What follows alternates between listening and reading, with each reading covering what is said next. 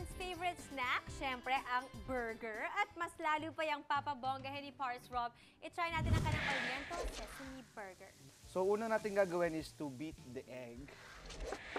Actually, sa kakahalo nila ng beef at saka pork, hindi ko na maalala yung term sa kanya, pero may actual term na siya. Yung mix na yun? Yung mix na yun. Oh my gosh! Mixed, ano.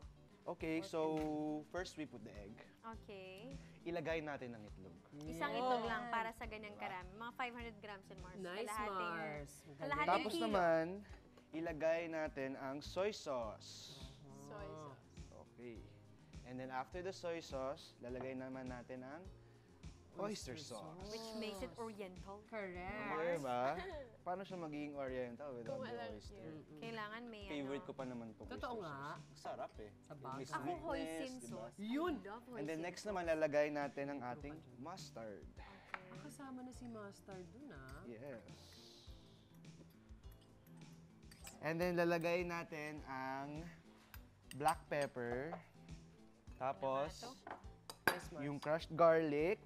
Yung garlic powder. And then yung sesame seeds kasama na naman. rin yung sesame seeds. Mars, pag ako nakakita ko ng sesame seeds, naalala ko yung password dun sa kwento ng Alibaba and the 40 Thieves. Yung Open Sesame! Tama ka dyan, Mars! Buti pinaalala mo. Actually, isang dahilan daw yan, kaya yan ang ginamit na magical phrase sa kwento. Kasi ito palang sesame seeds, kapag nahihinog, kusang puputok at magbubukas with a sharp popping sound. Doon nabuo ang Open Sesame.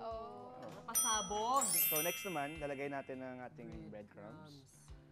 And then, the last one is our chopped onion. Sasali na rin. Yes. Para colorful naman. na talaga. Diba? Para mukhang healthy. Yes, may gulay. Diba? May gulay. And thank you po.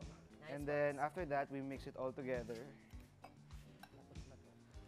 Ngayon, gagawin natin siyang mga patties. Okay, I'll show you a ganda trick. na. Mga ganito kasi, dumidikit yung meat sa kamay mo. So, it's better to put oil on your hands para hindi siya dumikit. Gusto mo lagay mo sa katawan? Pwede para, diba? rin. Try mo, Rob. Bakit? Na-try ko na actually. Gusto mo, kanya-kanyang trip tayo. Walang basagan ng trip. O, lagyan na natin ng oil yan, Mars. Ah, ito po, yung sesame. Ito ba yung pampiprita din? Diba, ang dali lang. Parang kang gumagawa ng pancake. I'm gonna try this. Nathan loves burgers. Which hindi ko alam kung bakit. Nice. Yes. Pero kumakain ka naman ng burger, Pauline. Minsan lang po.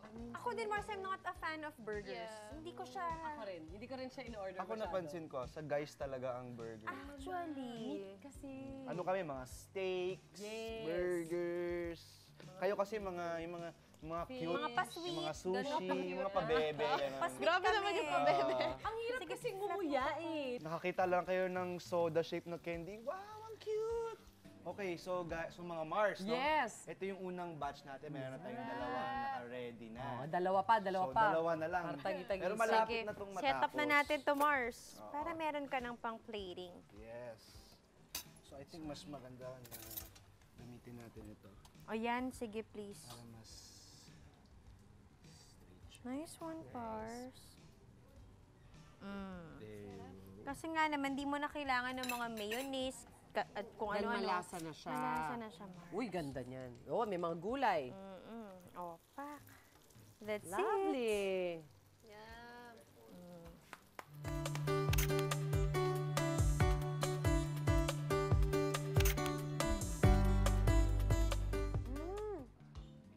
Sobrang malasa. Nice. Perfect Parang na oyster oyster sauce. Yeah. Di ba? Kahit walang mayo and ketchup. Correct. Nice one, Pars Rob. Yummy! This is really good. Thank you. Thank Good you. job.